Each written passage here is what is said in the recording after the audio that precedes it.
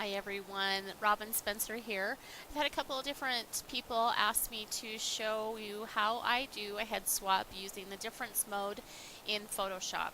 So what I've got here is some pictures of my daughters, and I want to do a head swap on my daughter right here to this one here. So after you've got your pictures opened, you're going to make a selection. I use the marquee tool just because it's quick and easy, and then you drag it over into your new image. I like to switch things over to a smart object because if I try to make any rotations, transformations, or anything like that to that layer, I want to keep the integrity of it. So once we've got that switched over to a smart object, we're going to change the layer mode to difference down here at the bottom. And it's going to make it really funky and ugly, but that's just how we want it for right now. So what you're going to do is you're going to line these layers up as closely as you possibly can. And on this particular image, her nose was pretty much in the right place. And the more black you see in the image, the better it is lined up. So now that we've got kind of a reference point as far as something that's matched up close in the image, what we're going to do is transform that and rotate it to make it fit a little bit better. So you're going to take your center point and put that over on whatever is your most common spot in the image. On this one, it's her nose. And that's going to turn that into your pivot point when you're rotating and transforming the layer. So get it a little bit closer to where you think that it's lined up the most, and then go ahead and select that transformation. Come back over to your layer mode, change that back to normal, and I like to use a black mask when I'm masking things out so that I can just brush in what I want instead of having to worry about taking things out.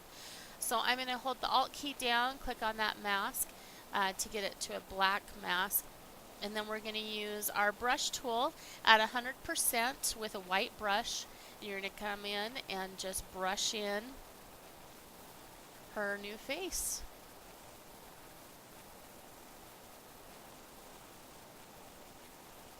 Zoom in close. There's a couple of little spots right underneath her chin that need to go back to what it was. So just switch your brush back to the black, which I always keep my finger on the X key to toggle back and forth between the black and white to make sure that I've got it full. And then after I do that transformation, I want to make sure that the mask is full or that the image is all the way there.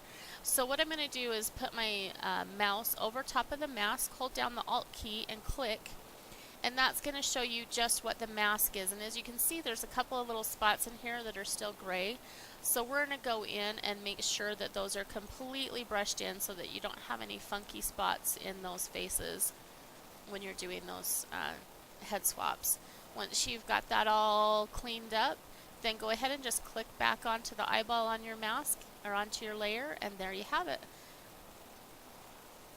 Before and after, pretty quick and painless.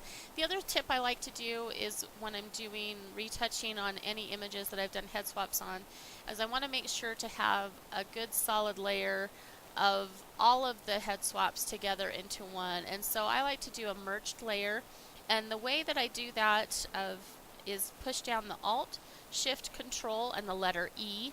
And what that does is it makes a completely new layer of all of the layers that are visible below that. And then you can run actions, do any retouching, all that fun stuff that we always love to do in Photoshop. So I hope that tutorial was a great explanation of how to use difference mode in doing a head swap. Thanks so much for watching. Have a great day.